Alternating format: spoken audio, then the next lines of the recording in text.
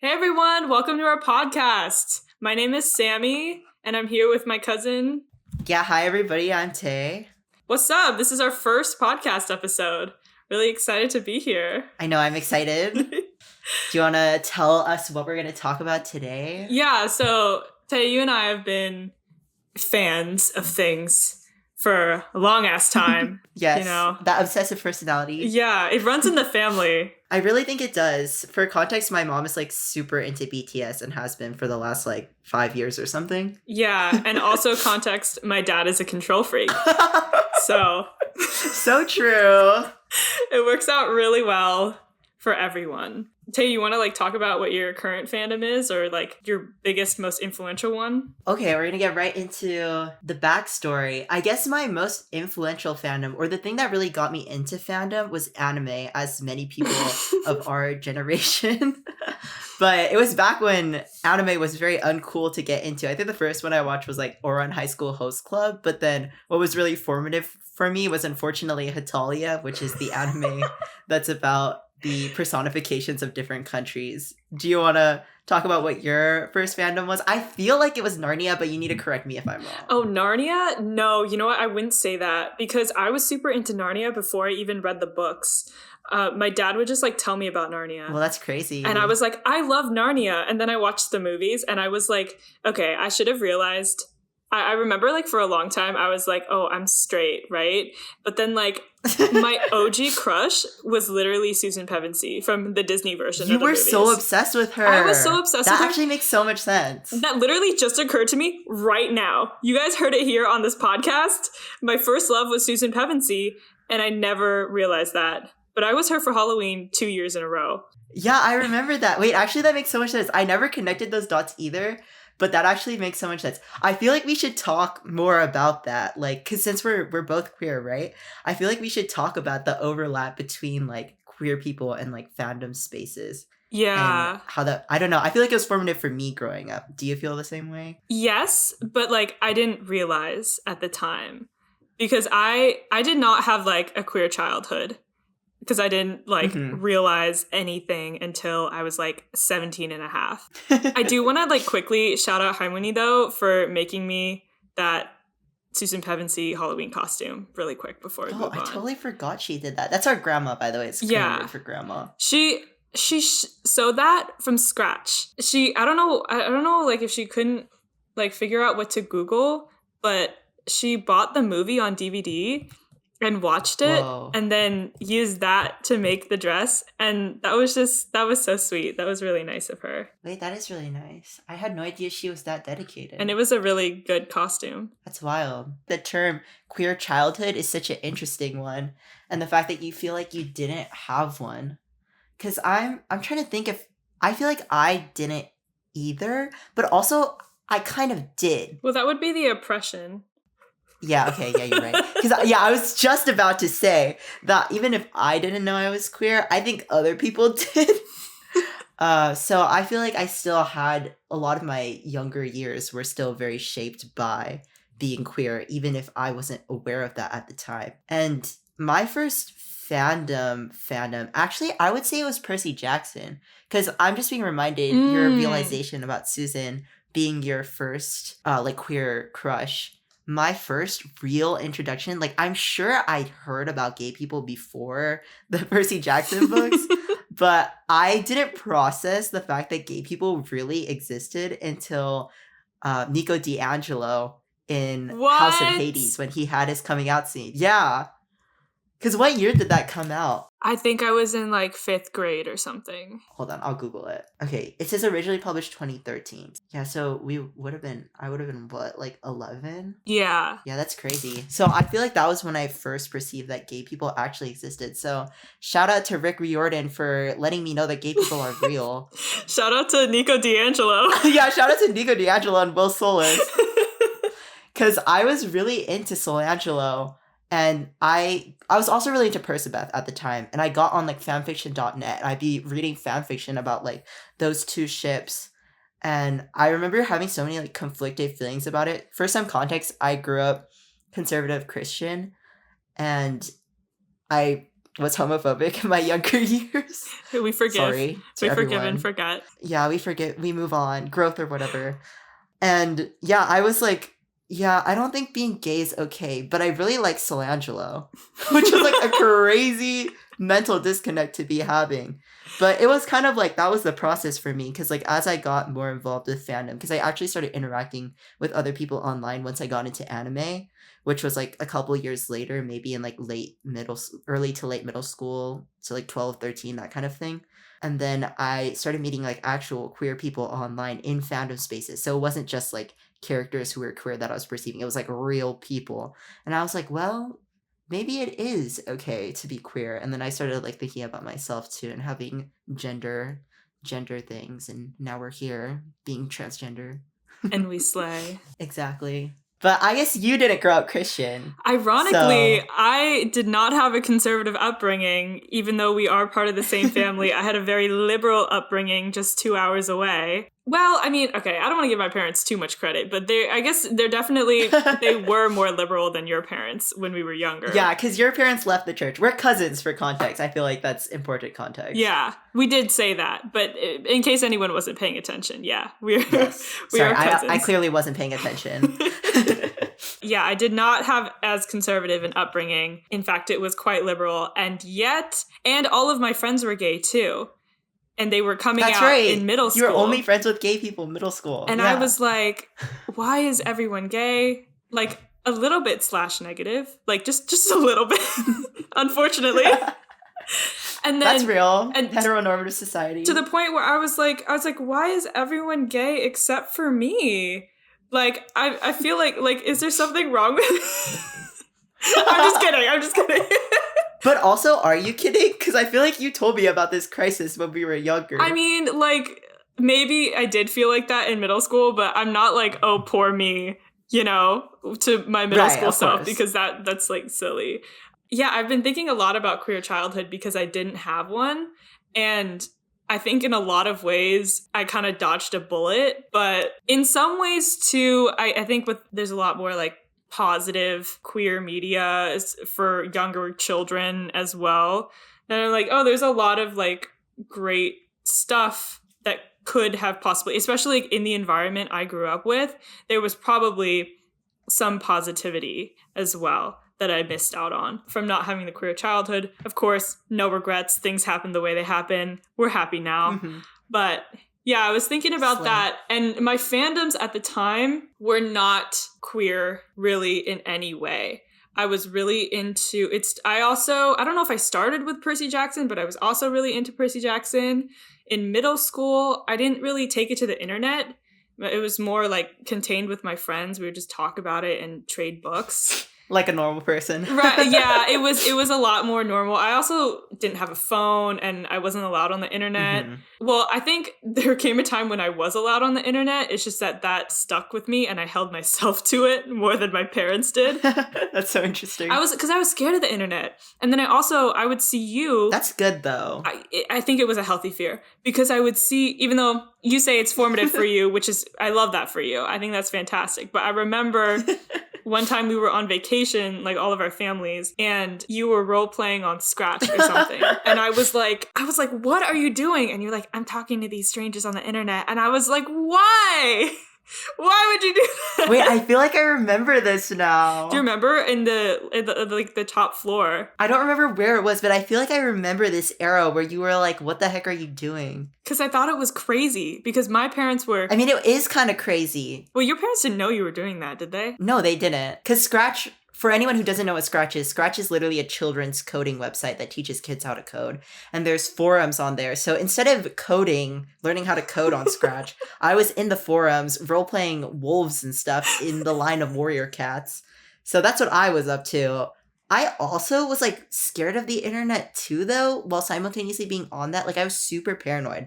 I would see people who would be like, video calling their like online friends or like sharing their real names. But I had that shit on lock and key. But also part of it was just like, I didn't want to be perceived as I was because like trans things.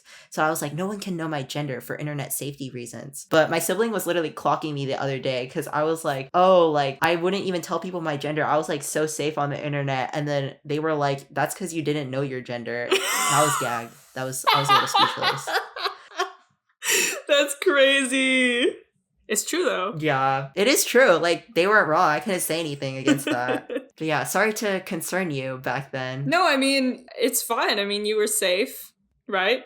Yeah, I was safe. Nothing sus happened. Easily suspicious things could have happened because I literally was talking to my family the other day and I was like, yeah, when this 30-year-old I knew on Hitalia Roleplay Tumblr got in discourse about being a Russian imperialist. Oh. And then they were like, the 30 what? How old were you? And I was like 13 or something. It was probably more like 15, but still not much better. That doesn't really make it better.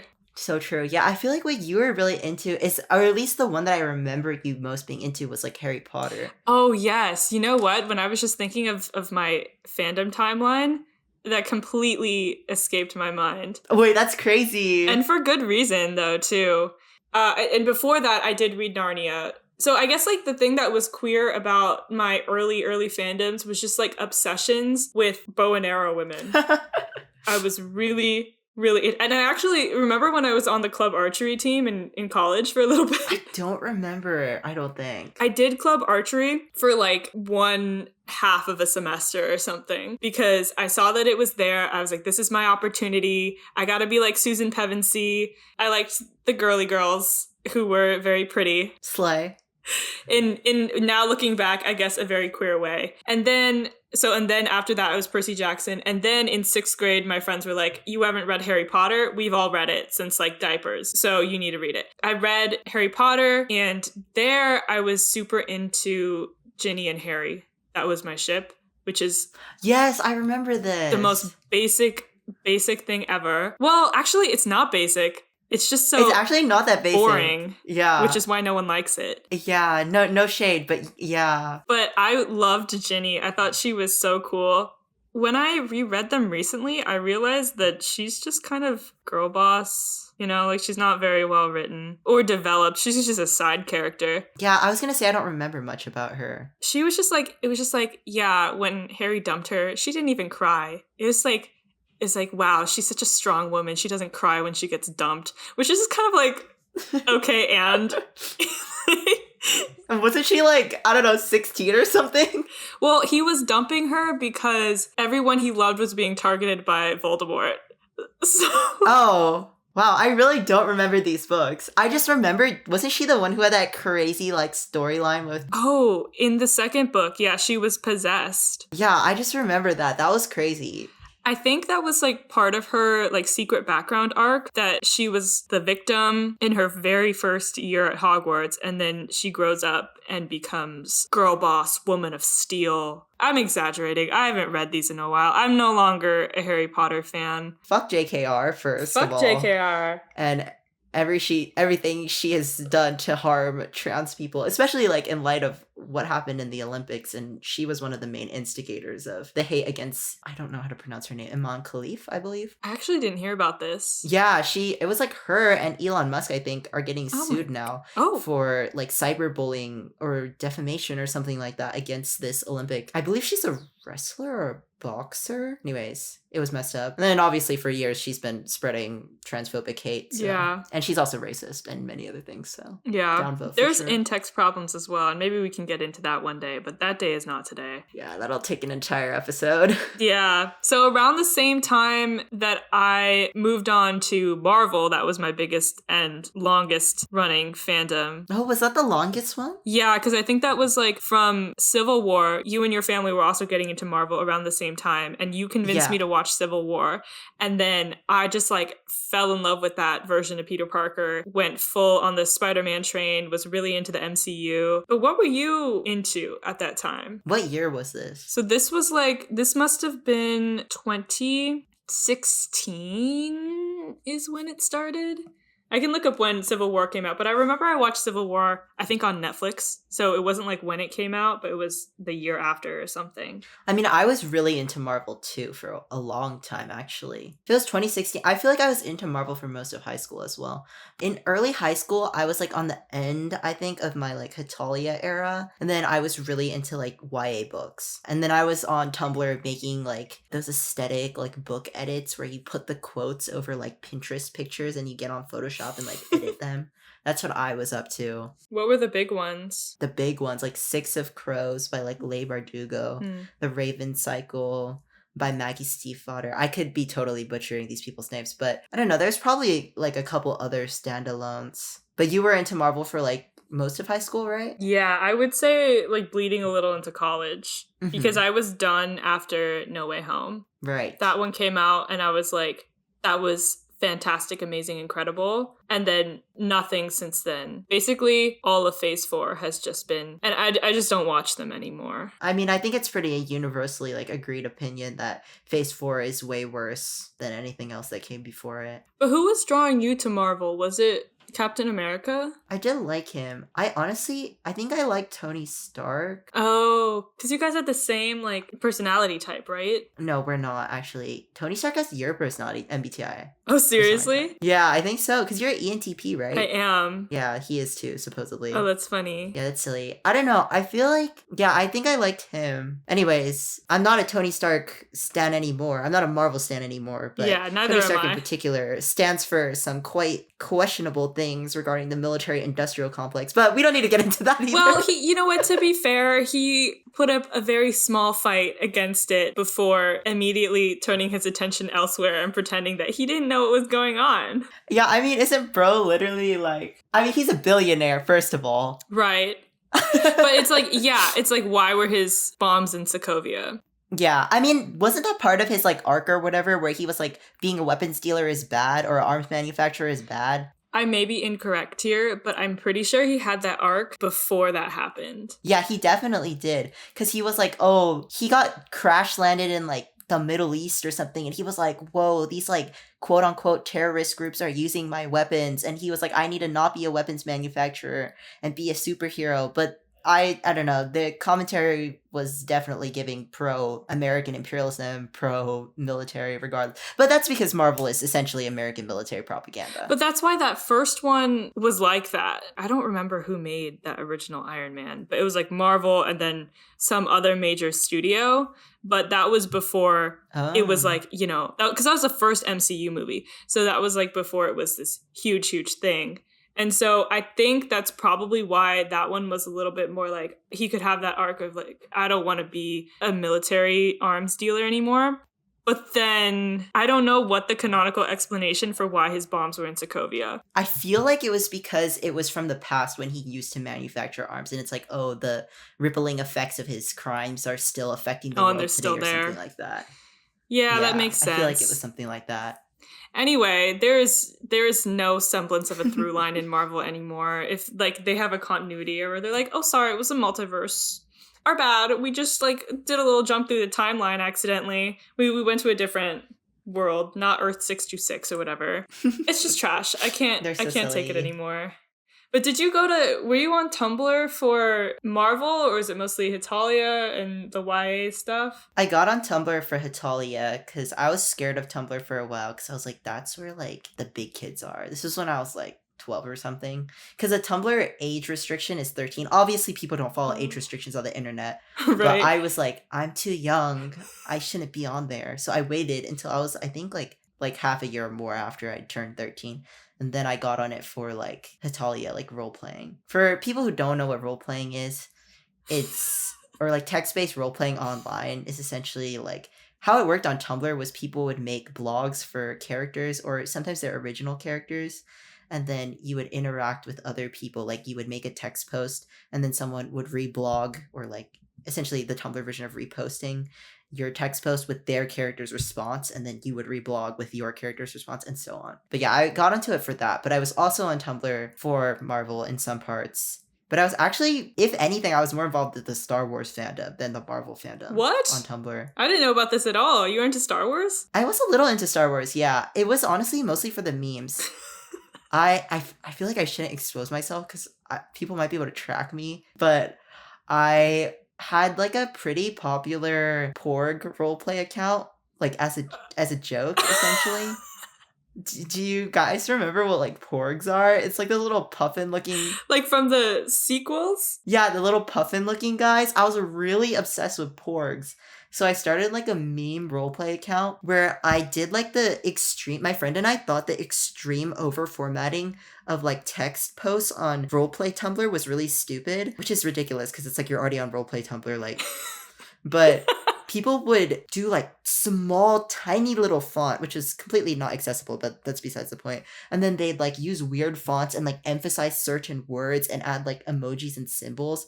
So it wasn't even just like a normal like paragraph response. It was like very overly edited. What's the point of that? To like look cool. Oh. And people were really pretentious about it because they'd be like, oh, if you have like good formatting on your blogs, then like you're a higher tier blog than people who don't do it. Whoa. So as a joke, I made like a Porg roleplay one with like way too much over editing, but it was like a freaking Porg. So that was my like foray into the Star Wars fandom. But yeah, it was mostly like Hatalia stuff and then YA books later on and the editing, book edits. You know, you're so real for that. That's like revolutionary. The real revolutionary spirit. That's like high art. Thank you. And it was really funny because I would do this thing where I would have like the text, like it'd just be like a written out squeaking noise, but then when you moused over it, it'd be like a link. And so you know when you like mouse over a link, it shows you like the preview of what the link is. I would go into the code and put like actual words in like the link preview, so when you moused over the squeaking noise, it would say like what the Porg is actually saying in like human language. Whoa, wait, Yeah. That's really cool. Thank you. It was pretty clowny. I got a little too into it, but you may have exposed yourself because this sounds like a pretty unique phenomenon. Yeah, I'm pretty sure no one else was doing that. So if you find me, no, you didn't. No, you did not. I'm different now. Did you ever have a Star Wars phase? I did. One of my best friends was really into it, and we really enjoyed the sequels, I think. And then I watched all of the old ones. The sequels as in the like the originals or as in the like ones with Rey? The new ones. Yeah. Okay. Like, what is the first one called? Something about the Resistance. I was going to say Rise of the Resistance, but that's... Rise of the Resistance? No, that's the ride at Disney. Is that the ride? Yeah. It's, I know one of them's The Last Jedi, Force Awakens. right? Sorry, Force Awakens. Nothing about Resistance. Oh, The Force Awakens. Okay, yeah. Yeah. I liked The Force Awakens. I really, really liked the second one. I know people had a lot of problems with it, but I was really into... What is it? You're right. It's The Last Jedi. The Last Jedi?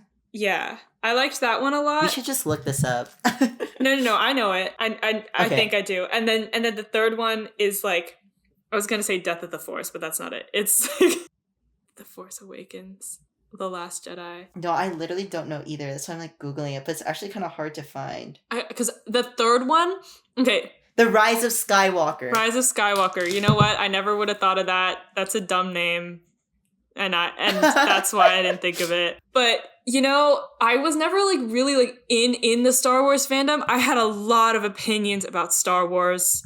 Even though I didn't really keep up with the extra shows. I had never seen Clone Wars. I didn't know all of the extra people. But I would talk to our aunt about it a lot. So she taught me a lot. She really liked Clone Wars, I think. That's how she knew so much. And then I just like would have opinions. Because I wasn't really online at the time. I wasn't online for most of high school. I was on Instagram, but I wouldn't really call that. That's not a good forum for discourse. So I wouldn't call myself online. I would just like... Discourse is the mark of being online. I think so, because Instagram is just like you're being fed content, you know, and you're just like liking it. Or like sometimes you can comment on things and start fights, which I only did a couple times. And then like, so I got in a fight one time over like some dumb post about how someone was like, wow, Zendaya's so lucky she gets to kiss Tom Holland and Zac Efron. And I was like, that's like a stupid thing to say. Like they get to kiss Zendaya, which is not the correct rebuttal. But I just knew that there was something I didn't like about that post and I couldn't express why. That's so funny. And then this like freaking 12-year-old, this kid ended the fight by being like, well, of course, somebody with your name, with she, her pronouns in her bio would say something like that. And I was like, that's crazy. I don't even... Were they like calling you a angry feminist or something? I think they were calling me like an angry wokeist, like woke person. They were like, oh, you special snowflake. Yeah, exactly. Like I don't think special snowflake was as much of a thing at the time, so that wasn't like usable language. But basically they were like, yeah, you special snowflake. Of course you would say something like that. And I was like, bitch, why are you fighting with me about this? If you think I'm a special... That's anyway, so silly. So that's why I didn't really there wasn't much discourse, at least for me, happening on Instagram. I was just sort of like looking at ASMR videos and like soap. That's real. Probably a healthier online experience. Yeah, so my Star Wars complaining was mostly in person to my friends. But it was very opinionated, and I was so mad about the Rise of Skywalker. Because of Reylo? Because I hated Reylo. How did I know? Yeah. I hated Reylo, and I was like, the fuck? Like, they barely escaped being related in the script. They barely escaped it. That's crazy. And then the writer was like, okay, awesome. They're not related. They have to kiss now. I remember one time I saw this video. It was like a video essay on YouTube. Oh, that was a lot of my interaction. It was like just me consuming video essays and not like inputting any discourse, which is why it was kind of like bad and passive. But there was this one video essay that was like, if you hate Reylo, you are misogynistic. Because what? That's crazy. They were like, because a big percentage of Reylo are women, and there aren't that many women in the Star Wars fandom, and therefore you are alienating the women who are Star Wars fans by hating on Reylo. Whoa. And this I was is like, the craziest take I've ever heard. It was crazy, and but that like threw me for a loop a little bit because I hated Reylo, and I was like, I'm a woman. I'm not a Star Wars fan, and I hate Reylo. I don't know. It really pissed me off. I was really... Also, there were a lot of problems with that movie. There's a lot of problems with all of the Star Wars movies, by the way. Like, I don't really like any of them that much. Definitely. There, I said it. They're a little boring, I'm not gonna lie. I watched them when I was like, yeah, no, you're real for that. Because I watched them when I was a lot younger, and I was like, damn, that was kind of boring. I hold to it that the superior sci-fi franchise, which is actually sci-fi... Okay, wow, that just makes me sound like an annoying dude, bro. But Star Trek, in my opinion, is better. Not solely because, like, I think it's fine that Star Wars is a fantasy show, essentially, with a sci-fi aesthetic. Like, the actual elements of the genre are more fantasy-based. That's fine, I think. But I just think Star Trek is just a better show. I mean, obviously people can disagree with me, since it actually tackles like a lot of social issues, and it's been ahead of the game for like a long time. Like they had the first like interracial kiss, and obviously Star Trek's had problems, but it's always, you know, been more socially engaged, which is something I like in my media, and not something everyone like needs to prioritize or has to prioritize, because sometimes you just want an entertaining film. Yeah, that's fair. That's my little tangent on Star Wars and Star Trek. I haven't really gotten into Star Trek, even though you've been telling me that I should, and perhaps I shall watch the new... Wait, but also you watch the new shows, right? Are the old shows as in touch? I mean, I've seen... Okay, you know, I say this. I literally needed to not be so aggressive about that, because I'm not even actually, like, a Star Trek fan. I just hear a lot about it, because, like, my dad, like every other father, is very into Star Trek. But I've watched Strange New Worlds and Prodigy, and then I've seen like 2 or 3 seasons of The Next Generation. The Next Generation is one of the older ones. That's the one with like Data and stuff. You know who that is. No. Those ones, The Next Generation is like a bit racist. Quite racist, actually. Let me say quite racist. Zam. The shows aren't without their issues, obviously, but for the time, it was kind of ahead of the game, even though it was racist. You know, just a little sprinkle of racism. It was kind of a large helping of racism, but you know, they've improved over time, and they were still less racist than the majority of mainstream shows at the time, which doesn't mean we can't critique them, but it's something to note. We can watch old media with a critical eye. Exactly, and understand the context. I was just going to say, I think the conversation you mentioned about sexism in fandom spaces and people's perception of what is like bigoted in fandom spaces is like an interesting conversation, like the Reylo conversation, being a hater of Reylo. Because there's obviously a lot to be said about the media that women are primarily interested in, like romance books and stuff, are definitely like looked down upon much more than media that's marketed mostly towards men.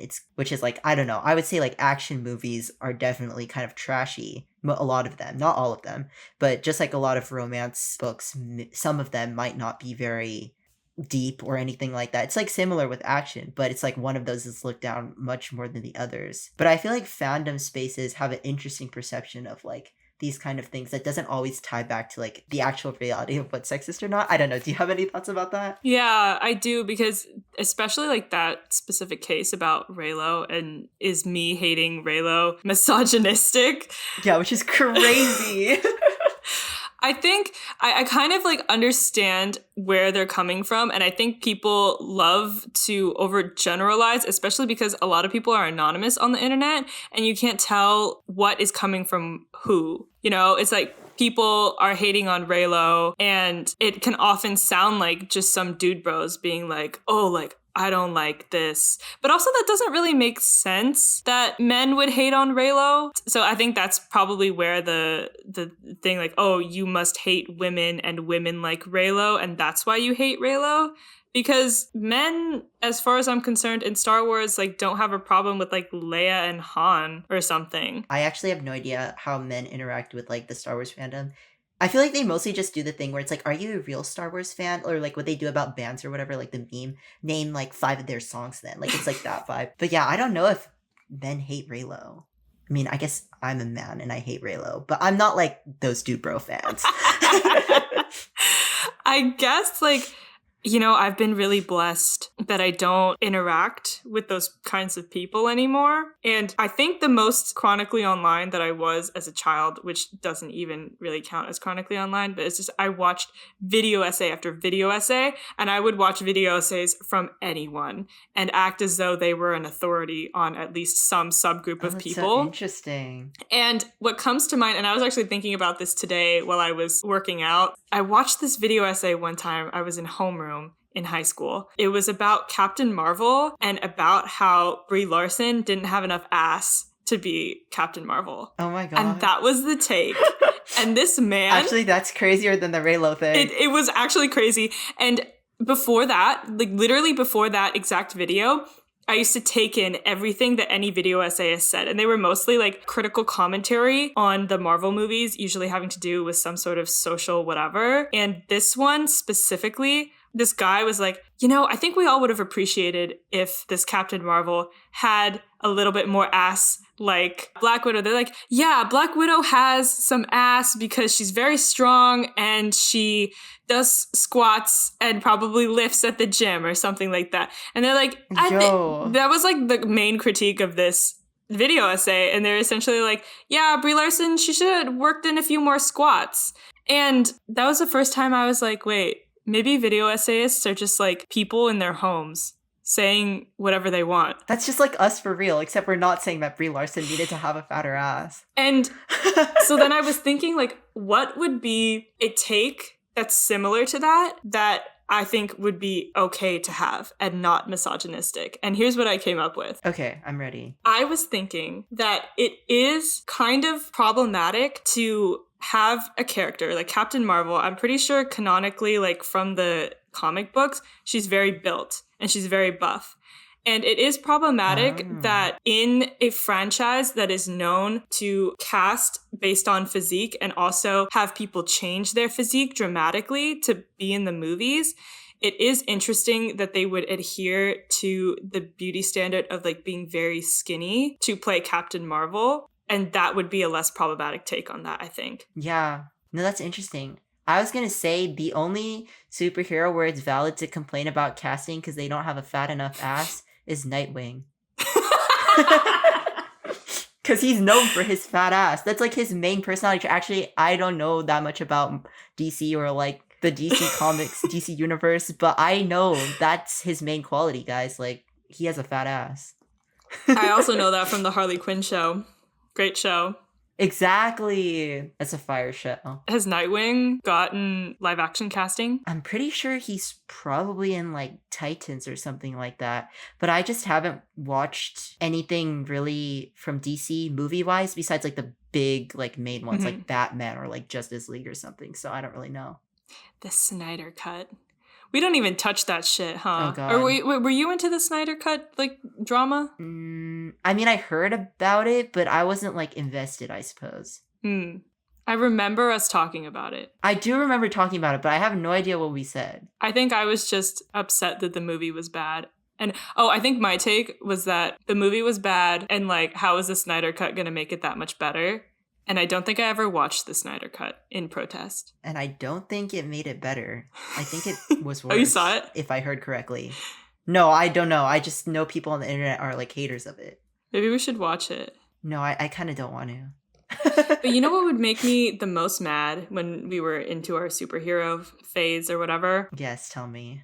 It was the fact that they spent so much money and supposedly they have all these competent people working on this movie. And I'm like, why can't they make a good movie? Like, the hero's journey is a simple storytelling tool that you can follow. And these are supposedly professional writers. And why is it so hard?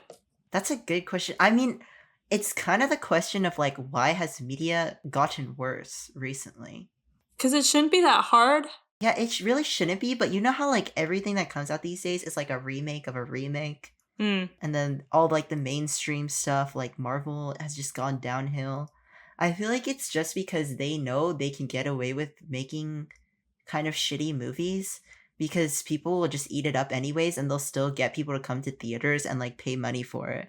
So I feel like it's just not a priority for them to have, like, good storytelling. Also, in the first place, I don't think Marvel's, like, main draw point was good storytelling.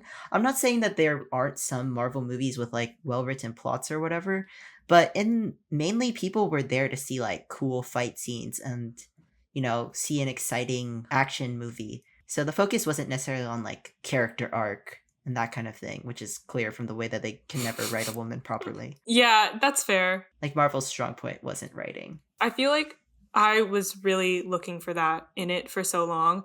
And the fans that I would see online, they weren't just there for the action. They actually really cared about story and the characters. And those were my main influences.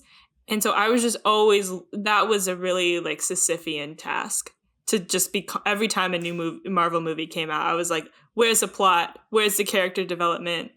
You know? And that's crazy. That's not what they're ready to give you. Yeah, no, that reminds me of this Tumblr post that's like, some of the media with the shittiest writing will have the most beautiful fanfictions, like, come out of it. I don't necessarily know if this is, like, true, but it was so funny, and it was, like, a bunch of, like, compilation quotes of, like, Marvel fanfiction, like, Steve Bucky, like, it was Stucky, I guess, Stucky fanfiction quotes, and it's, like, the one where it's, like, don't we deserve a soft epilogue, my love? Like, people love to quote that one, and, like, that kind of stuff. It was just, yeah, that just reminded me of that. That's crazy. I remember not liking Stucky. Yeah, no, I didn't like it either. I'm sorry to any Stucky fans. Like, you're valid. Some of my closest friends are Stucky likers. But I remember what else the post said. It was like, you will find in the fan content what the actual content is missing. So they were like, good writing.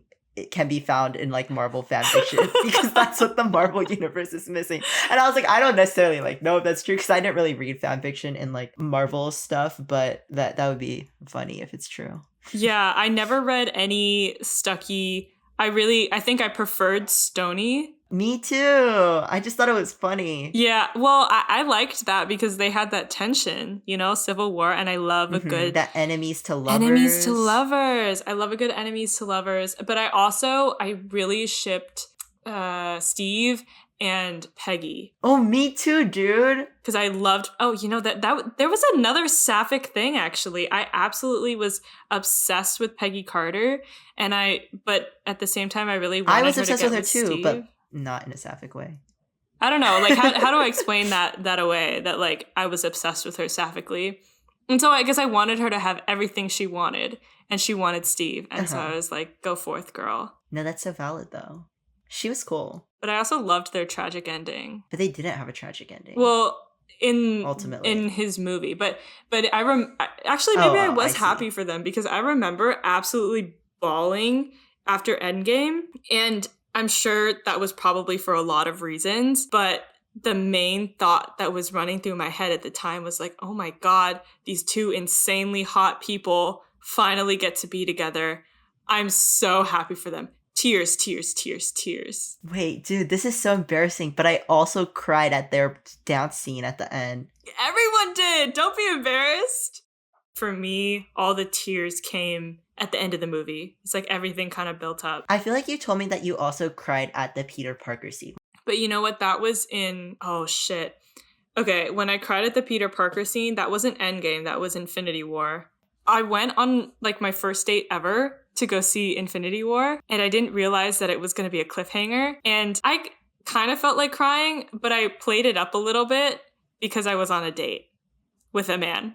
Oh, that's so interesting. And I didn't know, I had nothing to say to him. So at the beginning of the movie, I was like, if Peter Parker dies, I'm going to cry. And then I kind of felt like a little teary when he was like, I don't want to go. I don't want to go. So I was like feeling a little teary, and I like did a little sniffle, but I wasn't like, that sniffle didn't need to happen. It was a little bit performative. And then he was like, are you okay? So funny. But he still didn't hold my hand. And I think I might have cringed if he did. So that was a good thing. I hope he's not listening. Wow, that's so wild. I had no idea about that lore. Yeah. Yeah, hopefully he's not listening. But if he is, hashtag cringe. Do you have any closing thoughts on your fandom upbringing before we close out?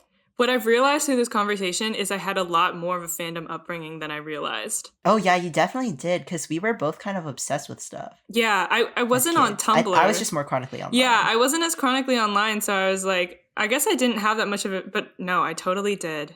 I totally did. And that's why we're like this today. Would you say it was a good upbringing for you? I don't know. I feel like it's kind of like what you said. You can't regret the past. What happened. I don't know anything different, so I guess that's who I am. That sounds so dramatic for no reason. And now you have a bachelor's degree in English. Exactly. So I could pay a college lots of money to make me analyze media. Exactly. And that's why we're here today. Well, next week we'll be getting further into fandom things, and we'll be talking about MLM ships. So stay tuned for that. And thank you all for listening. Yeah. Bye, everyone.